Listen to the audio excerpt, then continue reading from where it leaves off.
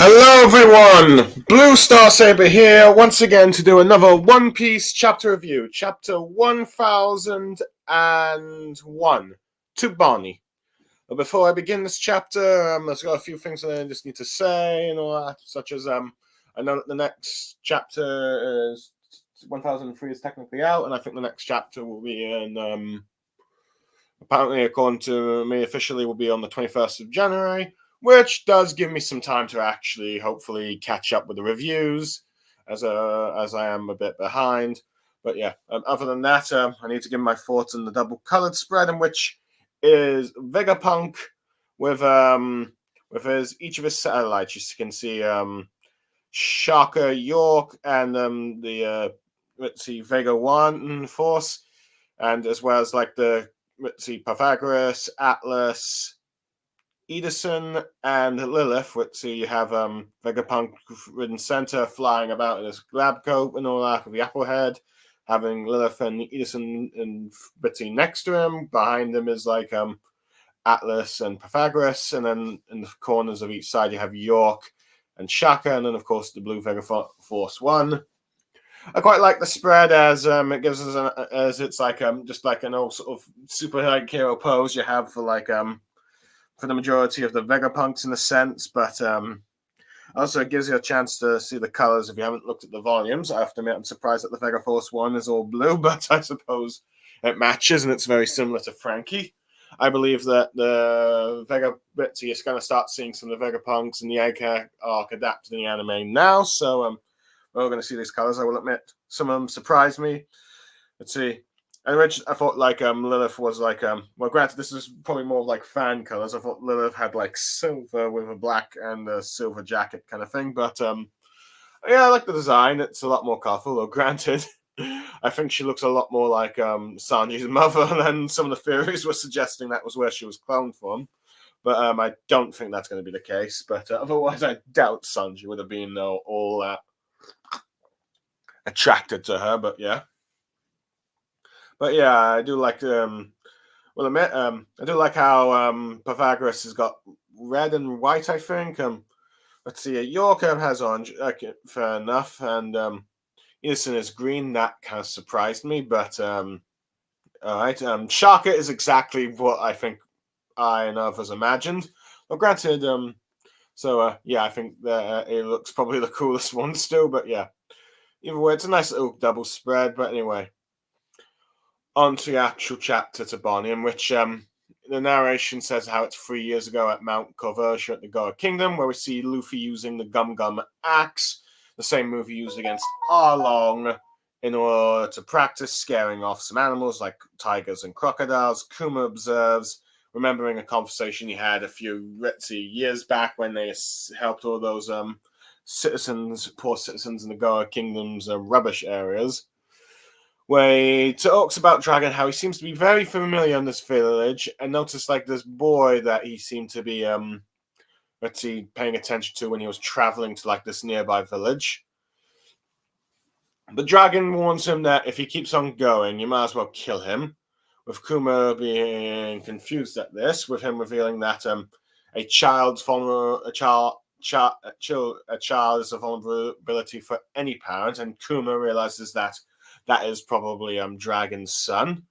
With Kuma promising to forget that he saw anything, and he's just observing Luffy, not really not really revealing himself to him, and just observing the boy as Luffy is just talking about how he's saving this attack for a special enemy and have his own pirate crew and all that and help them out. So yeah. So let's see. So he's just practicing, and we get the narration of Monkey D. Luffy at age 16, and let's see. As he proclaims that if anyone tries to harm his crew, he'll use the battle axe, no matter who it is, which scares the animals, but tells him he's not going to eat them because they're weaklings. But someone communicates Kuma, and then he disappears just before Luffy is able to see who he is. But Luffy thinks that it's someone strong as it made him shiver. So he thinks there's one last big boss. So he's going out lurking in the mountain. never realizing that he'll never find his opponent until probably like a year later. So we have that. But anyway, we see that Kuma is rescuing a merchant ship from pirates, and he manages to get the pirates to surrender and turn themselves in, as they don't want to fight a war under the sea. Well, granted, before that, he gets reports of like them having hostages of merchants, which so we have that with the pirates surrendering and telling them to give back all the treasure they've stolen. So that ends up happening. But Kuma ends up writing how the letters about all his adventures to Barney, talk about how beautiful the world is, what any picture book can describe. Wishing her well and all that, and hoping she sees it. But we then cut to the Sobek Kingdom, where Barney is just impatiently waiting for like letters from her father, with Pyro telling her that he's probably busy with his work, and even talks about how the news crews probably make some mistakes. But Barney insists that her dad said that he would like write letters to her, and telling her that he should just be patient. With Connie telling her that that it'll just take some time. But then we see a news crew flying down, and we see a newspaper and one of Kuma's letters, where she puts the news crew in the church post box, and let's see, Barney asks if there are any letters, but he said, but Pyro, or like I think, is that his name? Oh no, Gyro says that they're just papers, and she's upset. And it's revealed that I'm trying to remember her name. Oh yeah, Alpha, I think. Hold on, let me just double check it was Alpha.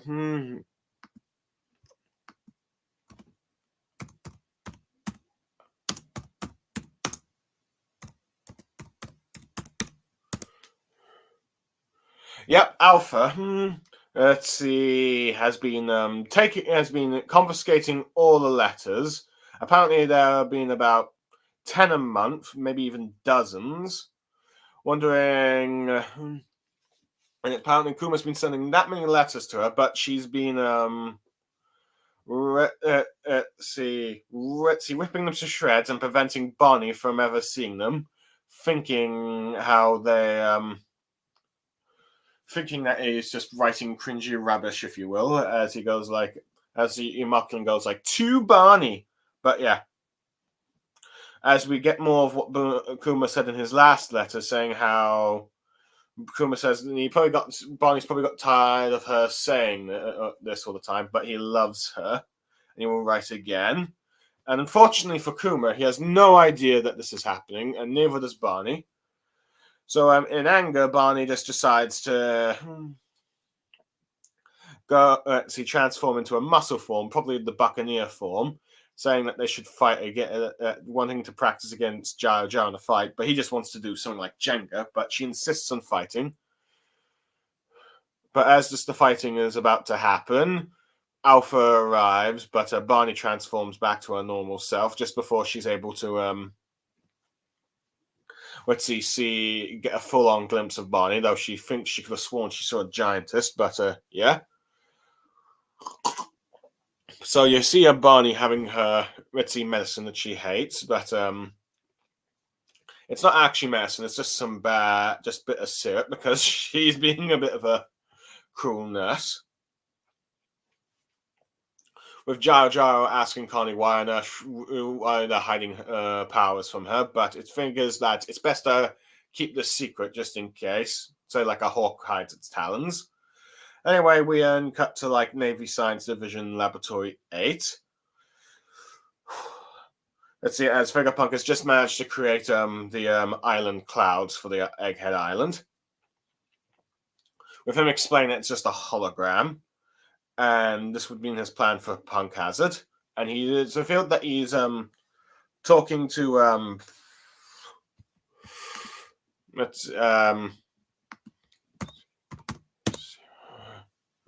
has been talking to, hold on, I believe it's the talking to Stussy. Sorry, I've forgotten the name. Let's see, remembering names today. It seems, but she's talking to them and thinking how it's impressive. But let's see, with her then asking Kuma if he's really going to lose his free will, which Kuma ends up talking about. I wonder which is worse off: a clone with her own will or a real human with none. But Vegapunk insists that she does have that she is a human. Well, actually, it's Stussy that says, like the conversation before, I got that mixed up, sorry. With Kuma asking what it would mean to lose his free will, which he explains, well, you pretty much be following orders and you won't hesitate to carry them out. So, like, if you were to, like, as a human, you might be a bit reluctant to kill a child, but with you losing your emotions, you, see, you've gained, you lose everything you've gained at that point of your life. Let's see, but he is certain that he could probably maintain a bare minimum of conscious thought right just before the end, so that, let's see, like, at least it's certain that he'll at least have that to the end, and like probably have another years. Anyway, he notices that Kuma's writing another letter, so he's saying that he's going to keep sending them as far as he can because he loves his daughter. So at least she has a life's worth of emotions to look forward to, which Stussy thinks that it's just charming and sweet. So it shows the difference between a clone, let's see, and a supposed human. But yeah, with him talking about how Bonnie will be 9 soon. Let's see. Kuma thinks that she'll be 9 soon, wondering how big she's grown. But they're just having fun with this conversation as he's just continuing to write this letter. But he's just writing to her a happy 9th birthday, talking about how it's Vegapunk's lag. But anyway, it eventually becomes Barney's birthday, and you see Connie and eventually, let's see, members of the village and, of course, Barney's crew wishing her a happy birthday. And let's see, they've prepared a special Connie pizza for her, which is huge, and she's just gobbling it all up. But then she's just, as they all sleep, she's trying to find the letters. Let's see, and she's getting a bit upset at this point because it's like she's 9 now, and she's wondering why he hasn't wrote those letters, crying at the fact that he still hasn't done it. Anyway, a half year has then the next page reveals that half a year has passed, and she hasn't received a single letter.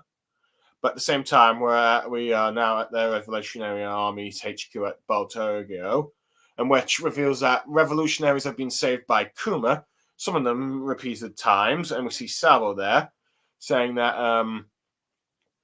they helped the army out in the pinch. And I forgot to mention how I think the last chapter we pretty much had Luffy, Ace, and Sabo all alive in one chapter, which we'll never see in this current timeline, sadly. It's still nice to see it in the last chapter, but here. But they're just pretty much revolutionaries are just all confused what Kuma is doing. Some of them try to pursue him, but they tell him to leave Kuma alone as he disappears immediately as he saved them. And Dragon says that he has his reasons. Ones that he cannot tell us, which I have a feeling that given the way Dragon's eyes are shading, he has a very good idea of what's going on. But anyway, we then see that we then cut back to Barney, in which the scales under her eyes are all gone. So let's see. Now that she's been completely cured, she wants to now go outside. But this is where Alpha says that she's not allowed to, and they have to be in their care until at least 10th birthday. But she calls her a liar, saying that Vegapunk said she'd be better in a year, and it's now been a year. But she's refused to let him out. And next scene, let's see Connie then discuss with Barney and the other citizens that Alpha and her lot are actually secret government agents, which shocks everyone. And then, granted, they all tell everyone to be they'll have a bit of shushing and hushing before anyone can make out a large shock. And it's revealed that she caught them drinking in town and someone let them sleep, and that Barney's disease has already been fully cured. And let's see, But she doesn't realize and she tells Bonnie, well, he has no idea what they do, what else is they got riding on this, but they for some reason decide to keep her up for another year, even though she was so healthy. And it says that, and she believes that it doesn't make sense that Kuma wouldn't send any letters to her, which Barney agrees. So Carney has already made a plan to have Barney escape with many of the men that were looking after her, which of course were Kuma's old childhood friends like Garo Garo, telling her to go to the harbor, and then tell her to go find her father, and she's wondering if she can see him. Anyway, she reveals that Zhao Zhao and his crew aren't ordinary fishers; they are legendary ruffian fishers who can strike fear into pirates and beasts alike, and that they'll be able to help her reach Kuma. With let's see, let's then see the next bit of Connie saying that she's after the pirates, and Alpha saying to care, but it's actually Barney in disguise. And we see her finally outside, and she's looking amazed by the dirt, grass, the sky, and the sun, all happy. And all the citizens who are inside are just happy to see that Barney is walking in daylight, thinking it's a miracle by God. Some were wondering if they didn't think this day would come. And Barney rushes towards the ship where Gyro is. And there's also apparently other crew members called Tot and Potato, talking about how they're outside. But unfortunately, Alpha just goes on, where is Bonnie, saying that she saw Queen Dao or Connie outside. Wonder what's going on. And then we see that Connie is trying to pretend to be Bonnie, but Alpha's not falling for it.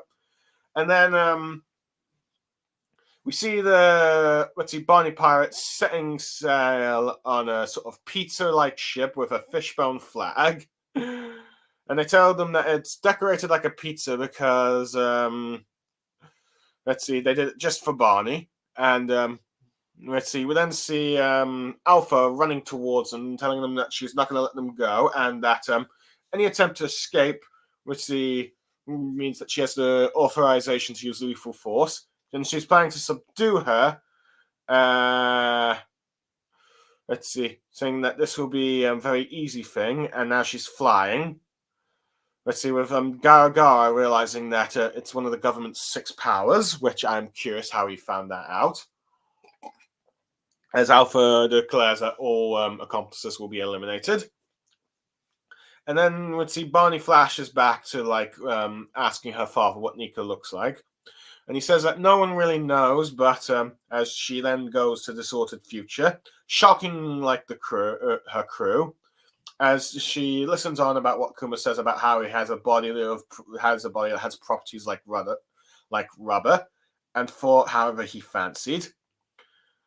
And Carney is revealed to do a Nika-like future, causing a massively rubber arm punch, knocking out Alpha, giving her a bit of a punch to the face as she falls to the sea.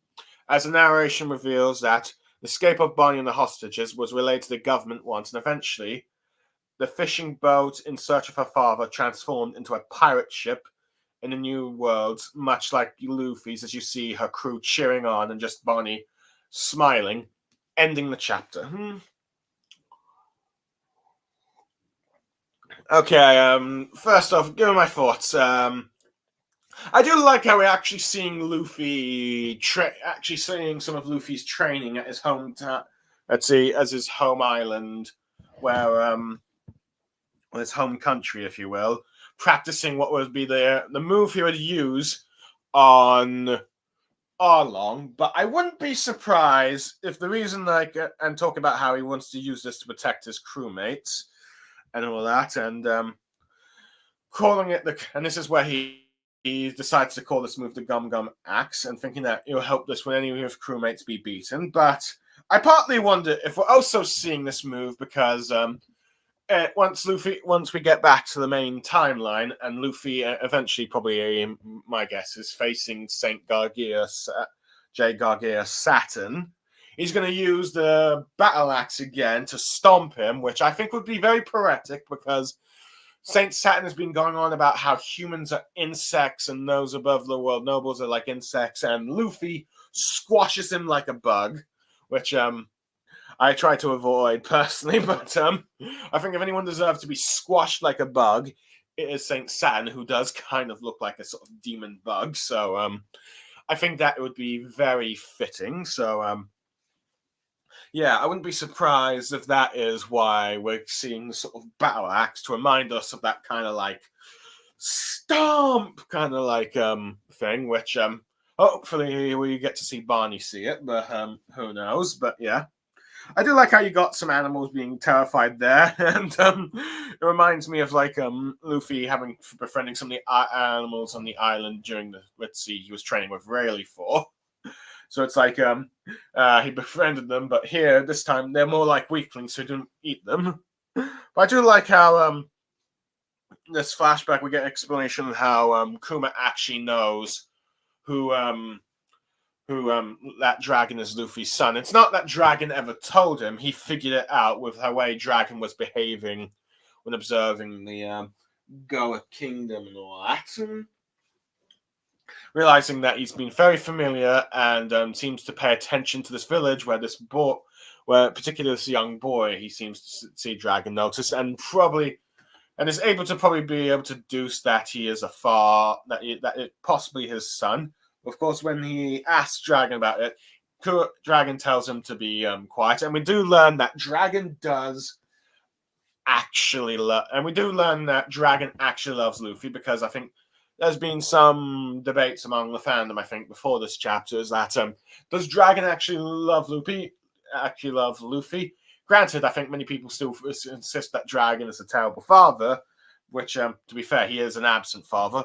Luffy has never even actually properly met him, but we do know that Dragon does actually care for him, and that Luffy is probably his one weakness. That that if you're saying that if Kuma pries further, you might as well kill him. But yeah, as he admits that Dragon is the vulnerability of any parent, but I suppose that would know some. But I suppose this is absolute confirmation, though. Granted, Ivanka did make it clear that when he thought Ace was Dragon's son, he thought that Dragon would have rushed to war against the Navy to go save him, which would have been a sight to behold, to be honest. That Dragon, because if he was like him, which I do wonder if the Navy would have done a public execution of Ace if that was the case, because if Dragon was actually Ace's son, they would have to deal with both Dragon and Whitebeard, and it's like, that's not something you really want to do. Because arguably Dragon should be on strength similar to like the Yonko, but who knows? But I do like that Kuma and Dragon have this sort of understanding of like not to pry into the personal thing, and I think Kuma probably looking at Luffy is probably just trying to see what kind of person Luffy is like, but I also think he's trying to just take a look at Dragon's son just to see that he's all right, but also probably realizing that, looking at Luffy, thinking that, and thinking of that conversation, that he could probably, being a father now, Bonnie understands Dragon's point of view and perspective on this thing with like it becomes his own father and son. And I wouldn't be surprised that Dragon, Ritzy realizes that Kuma's doing the same thing, because he probably himself would have.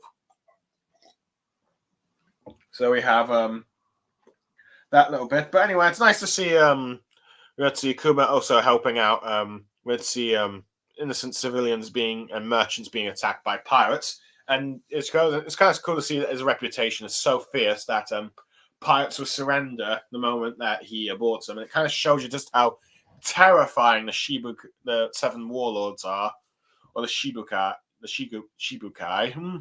are to the regular average pirate. It's like only those like the Yonko and rookies like Luffy and the Worst Generation that would try and cross paths with the warlords if they could. Well, the more bolder ones at the very least. But anyway, it's nice. It's very touching to see Kuma write the letters and all that. And apparently, he writes as many as he can because he wants to give many memories to Barney as much as possible, which is a very touching thing to do as a father, since he knows he's got like a 1 or 2 years left, so he wants to fill her entire lifetime of love, which Ritty colleagues like Vegapunk and Stella think it's very sweet, which I do like that we see Stella here, but unfortunately it's very tragic that Barney never got those letters and probably didn't realize all these letters until she witnessed her father's memories. So now they can only now they probably exist in her memory now, but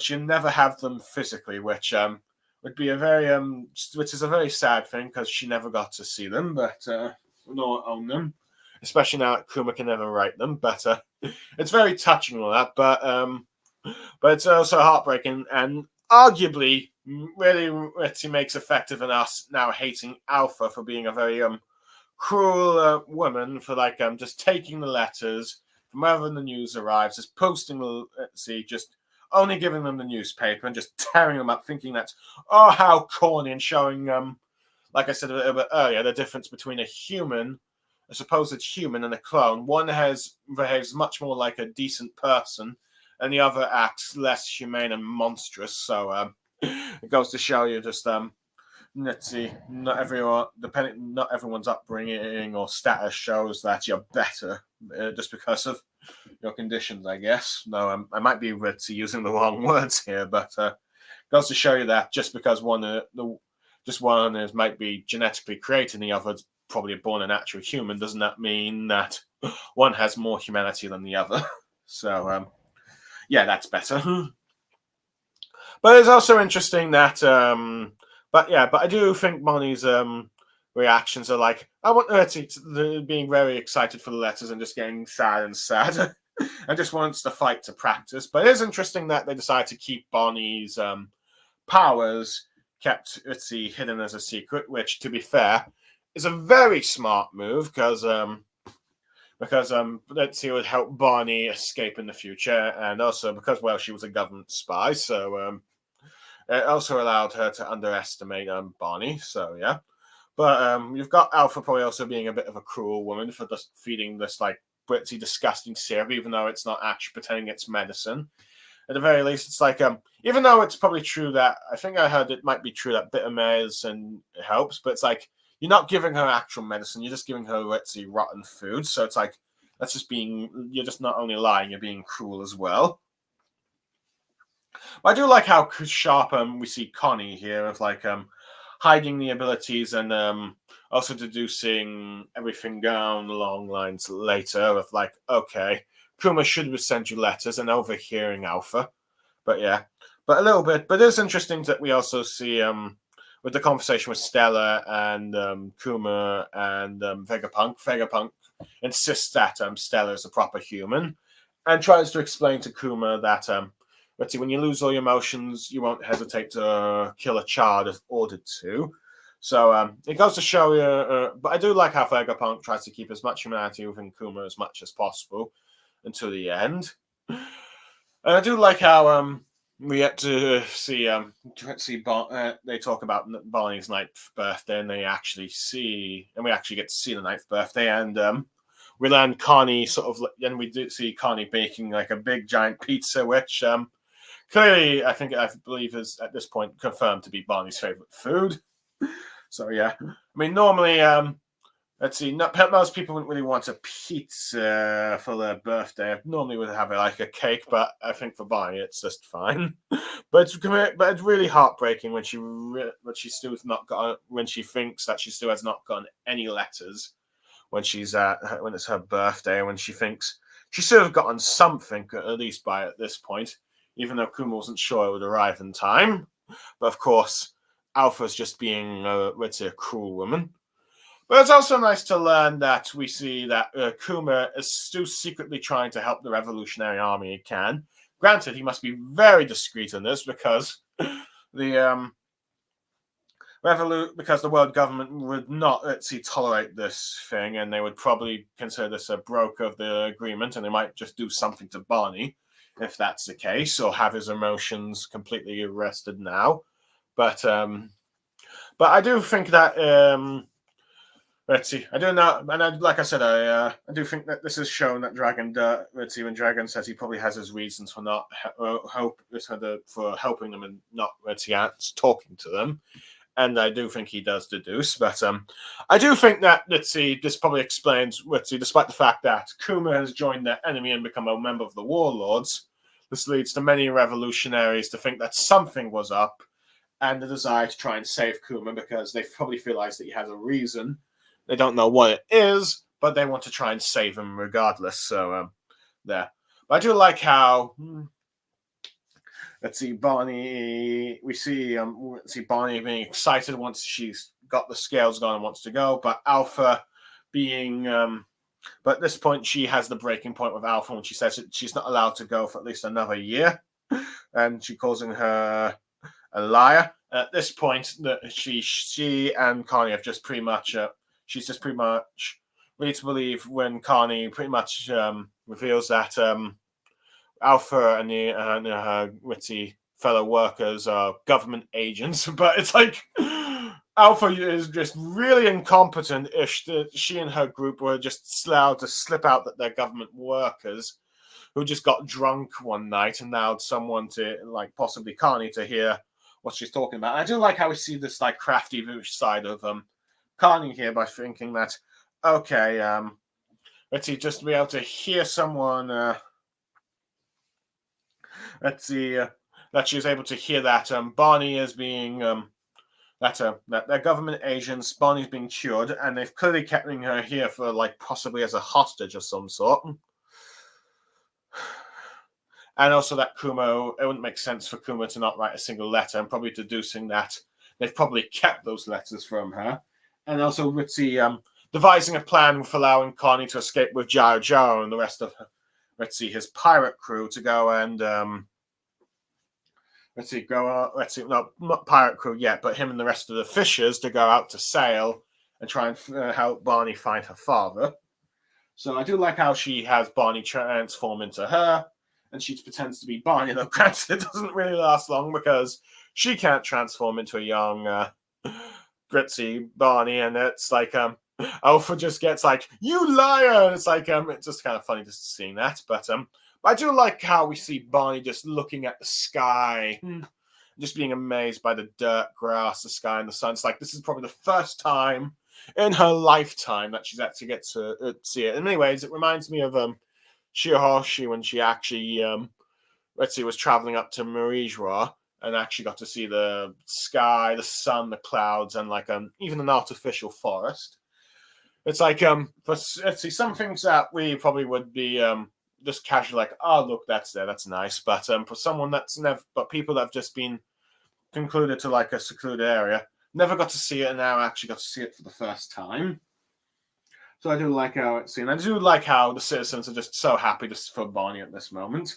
But anyway, it's just, I really like how Gyro. No, granted, it seems every one of members of Barney's crew are named after foods. If someone's called Tots and Potato, though I gotta find out which one is which. Hold on, Barney Pirates, Barney Pirates.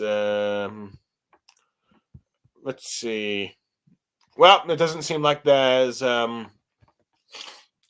anyone that has anything, though I assume that the two other main members are probably called Pots and Potatoes, or which one is which, who knows. We'll probably have to wait for a data book or a fizz card to reveal that.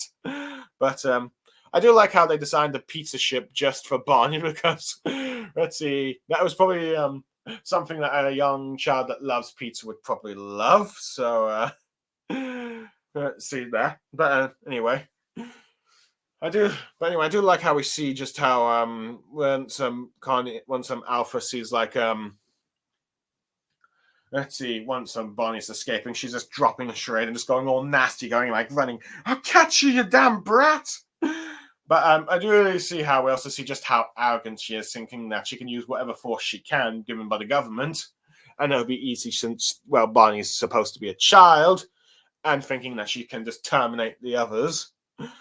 Let's see, but it is interesting how Jaro Jaro seems to know about the fighting style, the six powers. So I'm wondering just how much, because like as far as I'm aware, most citizens aren't really familiar with like the government, like what the government agents like the whole hierarchy and the power abilities of the government agencies. But who knows? But I wonder how much research Jaro Jaro I've done before I'm heading out to sea. But whatever, it is interesting that you at least know about it.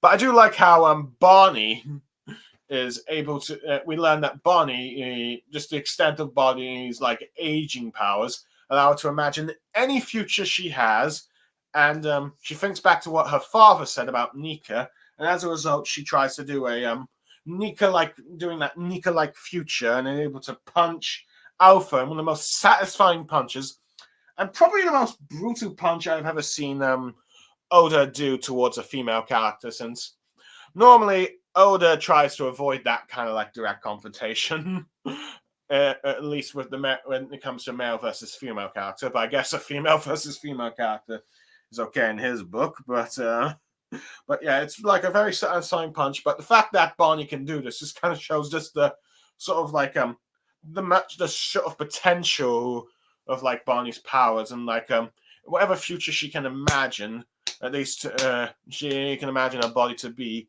she can make it happen. And if she imagines herself to be a sort of Nika-like figure, she can at least somewhat imitate the powers, which makes me wonder when she actually gets to realize that Luffy is actually Nika, the current incarnation of Nika. She'll be able to she'll be able to as observing Luffy, be able to imagine all kinds of abilities he does. So who knows? We might get two technically sun gods. So that'll be a bit of a trouble for the world government. But so that'll be fun to see. But yeah, so that would be cool to see the fighting. See that kind of fighting style a bit more often in what other futures. But yeah, I suppose this is what we should probably have realized when she transformed into like Buccaneer, and we realized that Barney was not actually Kuma's biological daughter. But it's still kind of nice to get that confirmation, and arguably it's more confirmation that Barney is going to realize what Nika is. And I'm curious, and I think that at this point, many think that once she does, she wants to probably join Luffy and her crew, which arguably this flashback, since it's a tragic one, even though it's Kuma's the primary character in this, since Barney's a part of it, kind of like how Jinbei's flashback was mostly about Fisher Tiger and Big and Otohime, he does eventually join Straw Hats himself. So this might be another sort of like instance of like Straw Hat backstory. But yeah, but I do like how we see the fighting thing. Now it's interesting to learn that apparently let's see, Jaro Jaro and his crew are apparently tough fisherman fighters that apparently can take on pirates, which we never get to see. But unfortunately for them, they ended up encountering the Blackbeard pirates, and then eventually they seem to have been remained captives of the Marines while Barney escaped. I don't know if Barney abandoned them or they ended up. But see, when Barney escaped, they sacrificed themselves just to make it happen. We'll just have to wait and see. Though I do think that we'll have to learn the fate of this crew at some point. But either way, it's interesting to learn that after this escape, the government deemed her criminal, and then Barney became an infamous pirate like Luffy. So it's kind of cool to see that. Now, granted, I wonder how. I wonder how they would have. I wonder what. Would they if they put her as a pretty wanted pirate? Did they have? That means they probably put her as a dead or alive, unless they did alive only. But from what I can tell, only Sanji had that bounty poster. So I do wonder how they were going to use this bounty to try and I wonder how they use this how the government would like say Barney might be escaped, but I wonder how they're going to use this like bounty to keep Kuma in check, because they now have her. They no longer have her as a captive hostage, but she's now free. Though granted, It could be that they were probably, even though if we don't get the explanation, I could probably see that them saying that Barney might have escaped, but if you let's see, but if you run away from us, we'll hunt her to the ends of the earth. So it could be possible while Kuma is still forced to be a warlord, as long as he just complies, they won't Britty pursue her, or if they do, they'll only capture her alive. So that might be the explanation. But overall, we finally saw how Barney escaped, giving one of the most satisfying punches, and probably Alpha's career is over. And if she is related to Califer, we could probably see her being the failure of the sister, which I know some people, that's probably the best explanation, because it couldn't be Etsy Califer, because she's currently being Iceberg's secretary during this time. But since she probably failed in capturing Barney, she probably is in a lot of trouble with the world government for her failure. So who knows? Will we ever see her again? Who knows? Though if we do, maybe we'll get another punch from Barney. But it's kind of also cool to see Barney's fight. But overall, I give this chapter a sort of 8 to 9 out of 10. So we got an explanation of like how Kuma figured out Luffy was Dragon's son, how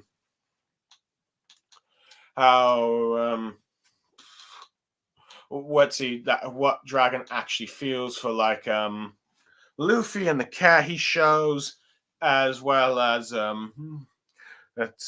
as well as seeing that Kuma still helps out revolutionaries from time to time. Let's see the touching letters that he wrote to Barney, and how Gritzy and how evil